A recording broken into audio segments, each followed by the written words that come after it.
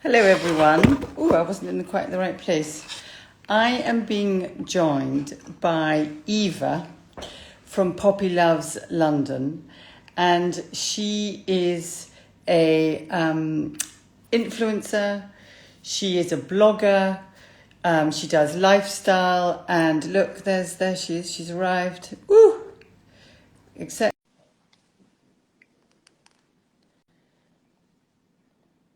I hope she's coming. Oh, there you are. Hello, hello, hello. Hello, hello. Lovely to see you. I was just explaining who you are. Maybe you're better at explaining who you are than I am. I haven't got a We clue met. who I am.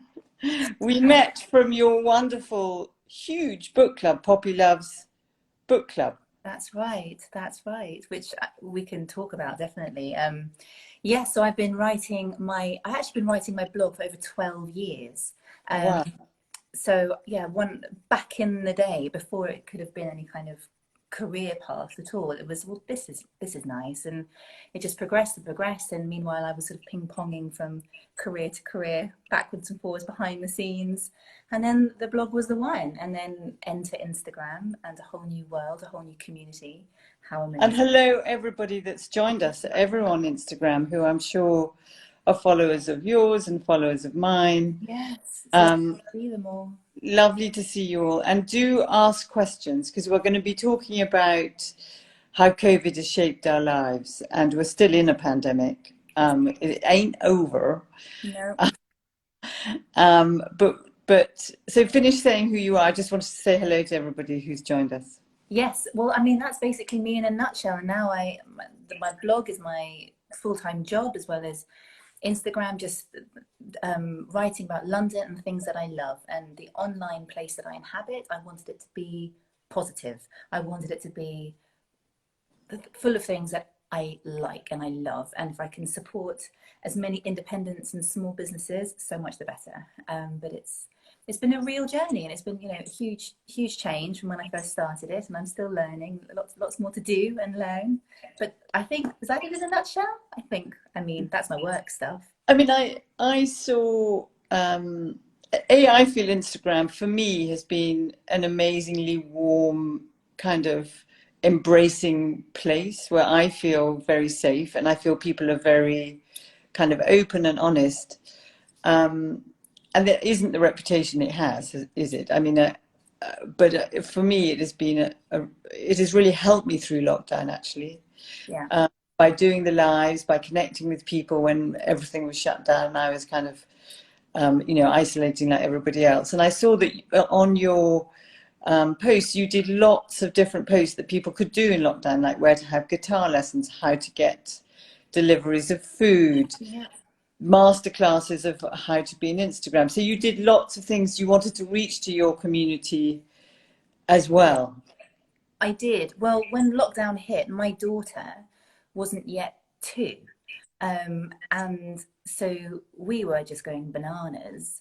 And I am a strong believer that if you're going bananas, there's bound to be other people going bananas as well. And if they're going bananas, the way I can stop by going bananas is by helping other people going bananas. So I started to do story time for children. I don't know what possessed me. And Wow. through lockdown, I was reading stories, and I put a shout out through Walthamstow saying I'd run out of books. I was reading The Hungry Caterpillar, and I ran out of accents and outfits, and poor Isabel sort of used to sit here with me and feed her snacks, like, shh, because my husband would be working upstairs, doing very important things when I'm down here trying to do my ridiculous story things. But it was an incredible coming together of community. It was really extraordinary, and it was so fun. It was the first time in my life that I felt Someone said it was so cute.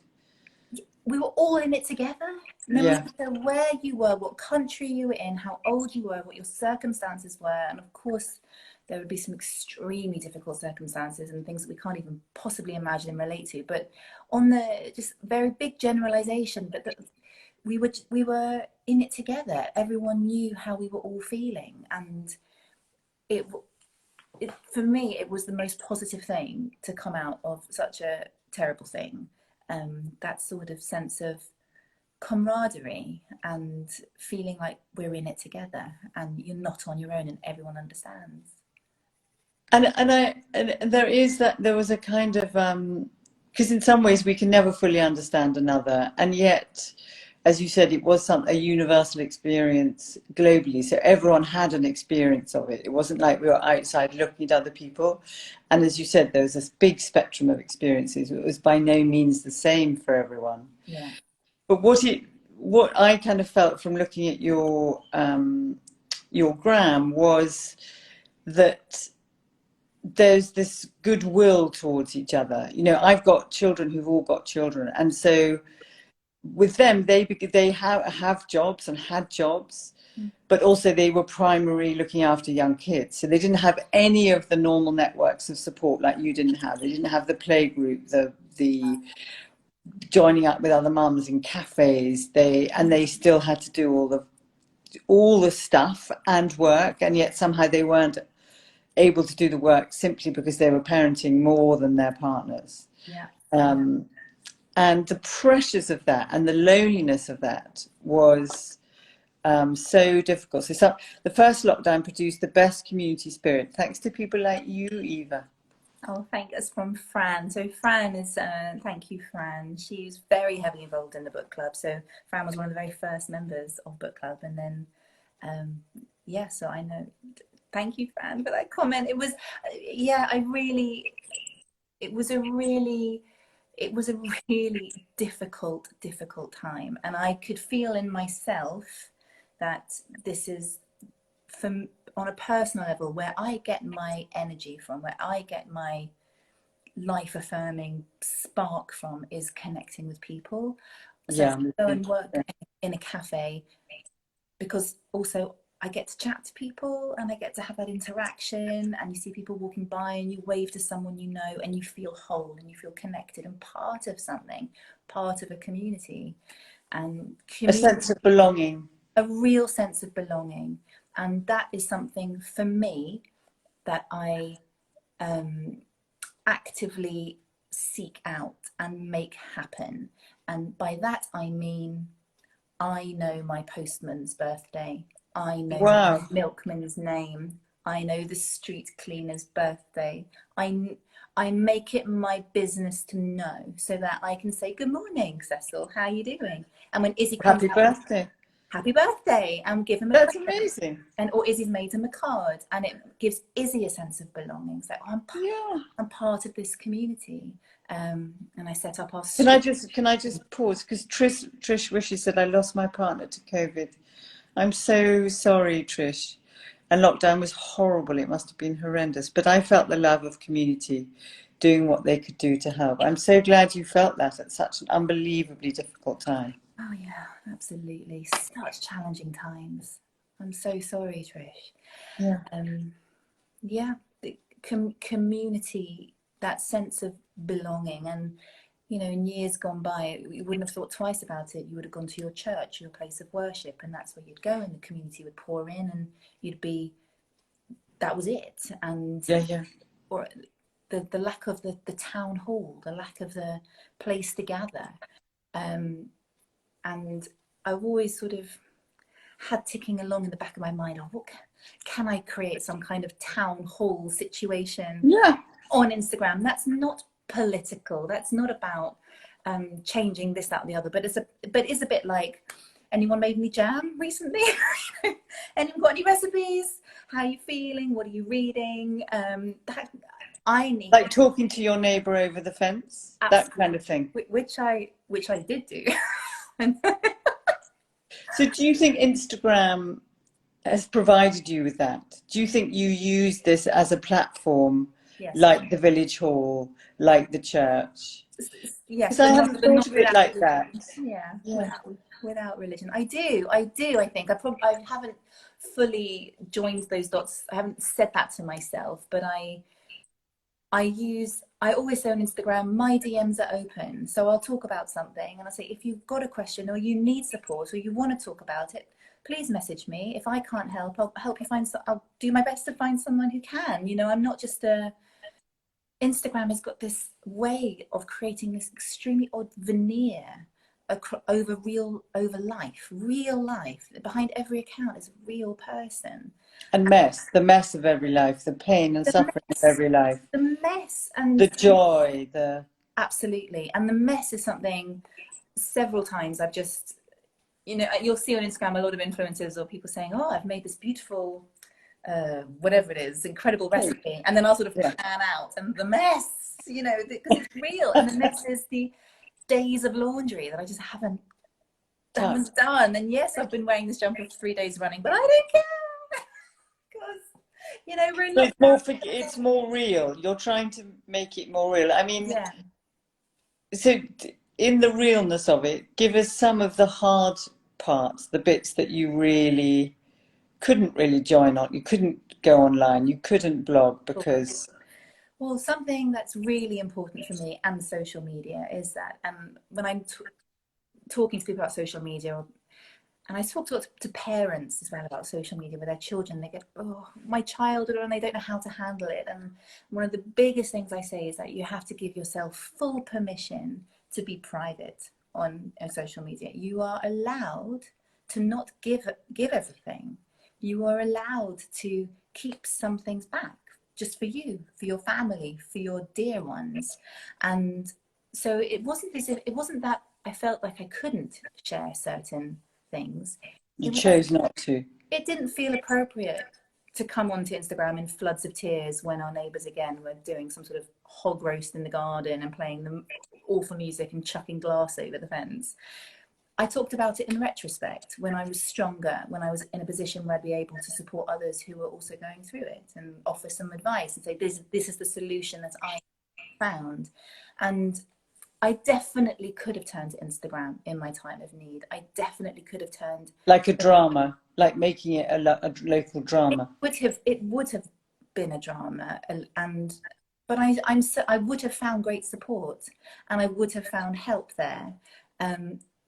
I just didn't want to put that on the shoulders of the people who've chosen to come into my space and my world, where I say to them, "I'm here for you. I want to be here for you." And although I know that I have a whinge, and when things are tough, and lockdown was a real challenge for me. Particularly January and February, wasn't it? I mean, I don't know anyone who didn't find that incredibly. I was having just a terrible time, and it was so challenging, not just from having a toddler perspective. And I mean, but the backdrop of my life is fabulous, supportive family. I live in a house with a garden. I am financially secure. I've got a daughter and a husband who loves me. I'm extremely privileged, and from that being my base mark, I was having the most terrible time, and I found it so difficult, and it didn't feel appropriate to be talking about what a terrible time I'm having in my lovely home in Walthamstow with my gardeners, when we were all so aware of some extremely tragic, like the worst circumstances you could imagine. And although I absolutely agree that every struggle is legitimate, thank you, yeah, exactly, it just didn't feel the right time for me, because I was in my I'm having a terrible time, but I wasn't able yet to formulate. Voice it. That's it. When I could, and I could put those words to it and say, the reason I have been having this terrible time is because, like all of you, my freedom has been clipped. The rug has been whipped. I can't go and see the people, touch the people, be around the people that make me feel that make you feel safe. Yes, and on top of that, our kitchen's flooded. We've got the neighbours from hell. They're building something outside. Our house is shaking because they're doing the piling. There's a lost cat that won't shut up. It was just bing, bing, bing, bing, bing. And it was awful. It was absolutely awful. But I think, I mean, I don't know if this is a social media perspective, but certainly from a psychological perspective, when you're in the middle of a crisis, it is really important. The most important thing is finding ways of keeping yourself safe. Yeah. So keeping yourself safe in your mind, in your body, in your home. Yeah. And in some ways, if you take a risk and open your level of distress of what was going on with the neighbours, the flooding, the cat, the drilling, all the shit that was going on, plus Yeah. none of the support systems, to some extent, you would have been opening yourself to a bit more risk because Yeah. someone could have had an opinion, your neighbour may have joined the call. It was all of that. And also, but the other thing that we know about identity, which I think I have talked about before, is that from evolutionary biology, from identity, there's this need, like you've talked about, for to love and belong, to be part of our community, to be part of the tribe, which is sort of gone in 21st century Yeah. life, but also a need to stand out, attract a mate, and be different.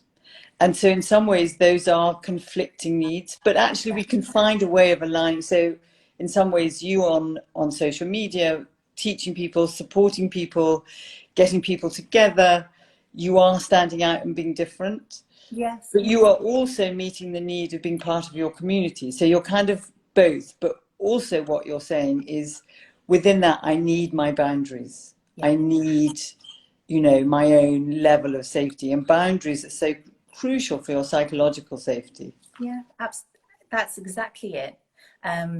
It felt like it felt that I was opening myself up to quite a vulnerable space. Had I, in my hour of real hardship and difficulty, And you got, kind of felt you were going mad, didn't you? You felt I crazy. really, really did.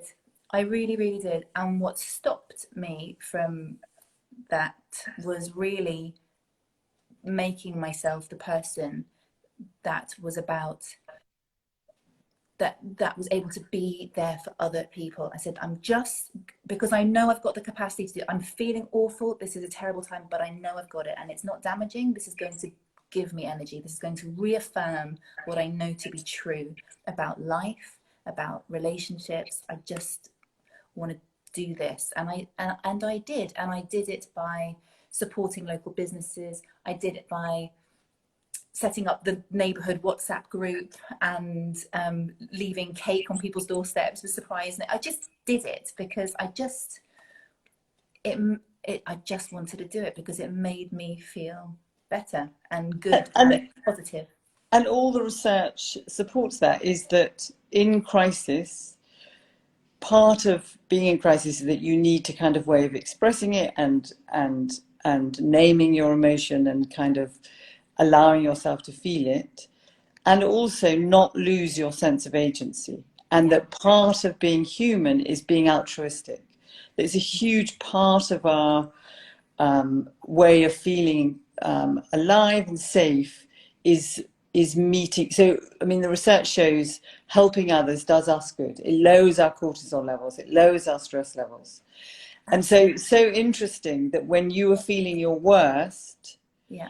you chose to reach out to other people as a support, not as someone who needed support. Yeah. And actually, it did the thing That I that you needed needed to it do. to.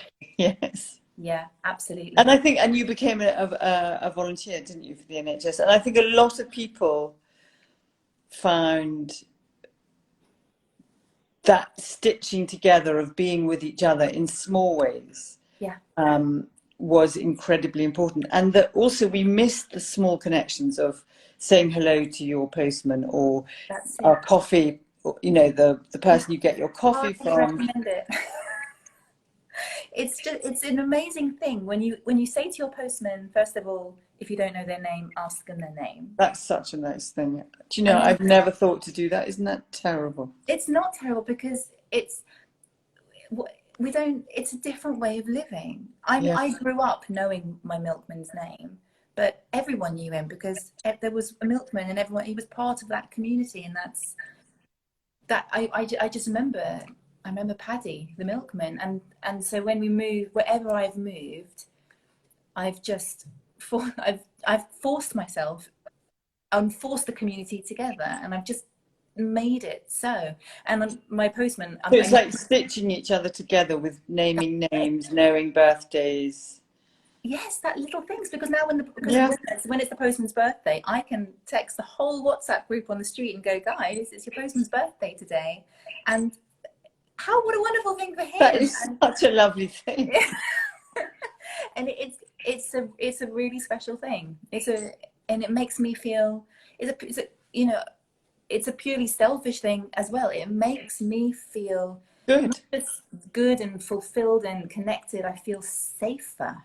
I feel Yes. safe. Like there's a massive building site going on next to me, but I know a lot of the names now of the guys who work there. And when it was Yeah. hot, I took them out ice lollies, and some of them think I'm crazy, and some of them just think I'm, what a nice thing. And it's just, it means that when things do get tough, or it means that when you do need someone to move their car, or when you do need, when something that could be a little bit tricky, if you haven't got that connection, suddenly it just dissipates and it's easy. It's such a lovely way of, it sounds so simple, and yet often for all of us, it's a sort of hurdle. Yeah. And that, all the numbers of mental health since the lockdowns have escalated. So people with pre-existing psychological diagnosis or disorders like anxiety, their anxiety is increased. But people who didn't have them, they have increased too. Mm. And so Astrid's saying, totally get the horror of next door, by the way. Oh, yes. I think a lot of us do. But what you're talking about is that we have more agency, we have more capacity by daring to talk to your postman, get his name, get his birthday, tap on the doors of your neighbours. That you can stitch together a connection Yeah. that you feel safer. Yes. And feeling safe is the fundamental to mental health. So fear, when we're whipped up into fight or flight or freeze, Yeah. comes from threat, whether we anticipate threat or we're feeling threat. Yeah. And we go like that. Safe is the reverse. So feeling safe drops your cortisol levels and raises your, calming, I can't think of the words, calming Chemicals. chemicals. I don't know why, I've had a long day. um, in neurotransmitters. And you're saying I'm creating an environment where when I felt in danger, I feel safe. Yes. And that has made an enormous difference. And I think that's amazingly powerful. It's been a life mantra for me for as long as I can remember. But I grew up with parents who used to, chat to the supermarket checkout lady, and who would talk to the taxi driver and find out their name and ask them the questions. And I just, I grew up with my dad trying to barter in John Lewis. I mean, it was unusual. How did that work out? Do you know what? It probably worked out great, because if you don't, if you don't ask. But I just grew up I never had a fear of People. strangers. It was all just people I'd never met before. There's constant sort of, oh, hi, hi, hi. And Because our perception of the person in front of us will affect our behavior towards them, which will affect their behavior towards us. yeah. And the whole connection. And you learned it from your parents. So your parents treated everyone like human beings. Yeah. They weren't labels of postmen or shopkeepers, or they No. were people who had lives and names and birthdays and families or no families and Yeah. stories. And that's what you learned. That's what I learned. Yeah. And that's what you're teaching your 2-year-old daughter. It is. And yeah, she says hello.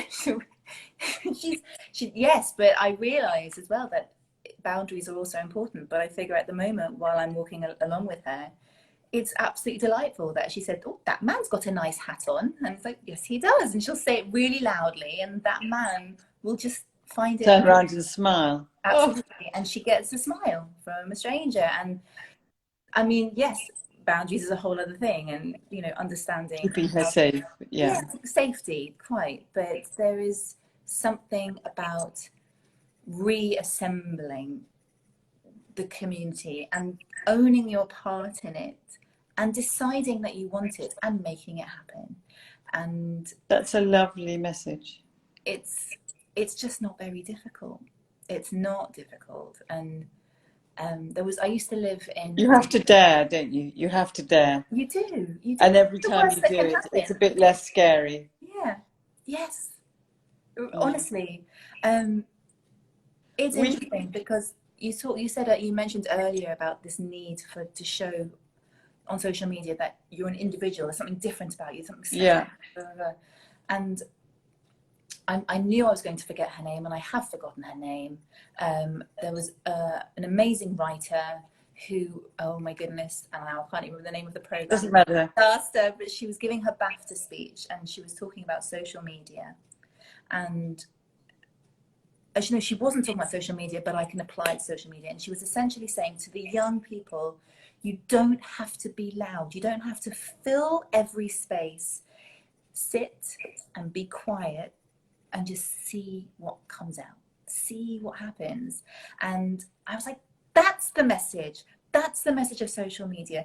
Be on social media, make those connections, have a lovely time, but you don't have to go, I'm here, Shout. I'm here, I'm here, I'm here, and I can do this, and I can do this, and I can do this, and I can do this, and look, I'm playing spoons. You don't have to be that person. You can Yeah. just watch, absorb, be Be someone, yourself. be yourself. And if you don't know who that is yet, take as long as you need. And I just want to pause you because Jack Book says, don't forget your local big issue seller. yes, Ours is called Mark, and we were so thrilled to see him between lockdowns. wonderful. And another person asked the question that sometimes I feel I'm being intrusive if I ask someone's name. That's interesting. That's interesting. And I don't feel that, but I would say they don't have to give you their name if they don't want to. Yeah, it's their choice. It's their choice. It's the most personal. It's an instant connection. Honestly, I know the name of the DPD guy, the Hermes guy, the street clean. I know, then I just know their names because I asked, and then I walk down the street and I get lots of waves. Waves. So It's then just you feel you're loved in the, not loved, but there's a warmth seen. as you walk down the street Yeah. and you're seen. If something happens to me, if something funny is, people are going to notice. If I'm not where I said I was going to be, people are going to know. If something doesn't look right, somebody might say, "Hey, Eva, are you all right?" That's great. And I It's think, such an amazing thing. And also, as Astrid is saying, opening up your vulnerable self. yeah. We have in where I live in Somerset, we have something called Compassionate Communities, the Compassion Project. Mm. Have you heard about that? So Oh, I like it. What's a that? GP set up a lot of networks of support for people with rheumatism, for people who were lonely, for men's sheds, lots of health-oriented ones. But she basically did what you did, is that she got people to meet with people Mm. in cafes, outside, in walking and bicycling, knitting, all sorts of things. And the A&E admissions, when they were going up in the rest of the country, dropped by 27%. Wow. So that people were not having accidents. I don't know why they didn't have A&E admissions, but it vastly improved. I mean, that is huge. That's extraordinary. I guess when you realize that you're not the only person that matters anymore, when you realize that there are other people that you are affecting, you're more careful, you're more And maybe you considerate. have a neighbour who you can text because you met them in your group who you say, Yeah, I've fallen over, yeah, yeah, or absolutely. whatever, or I'm frightened I'm going to fall over. Can you come and help me? Or Yeah, should we go shopping together? Or yeah, absolutely. so your main message, lovely Eva, and you must miss your book club because you don't run that anymore because it's too Yeah, much. I do miss it. Yes, but the group still exists for people to share. Just it was a real moment of, this is bringing so much joy to so many people, but All over the world. all over the world. But I personally, at this time, don't have the capacity to do. More boundaries, recognizing Yeah, limits. so it's the connections I've made and the connections that people have made through it are there. They're not going anywhere. They're real. They're real.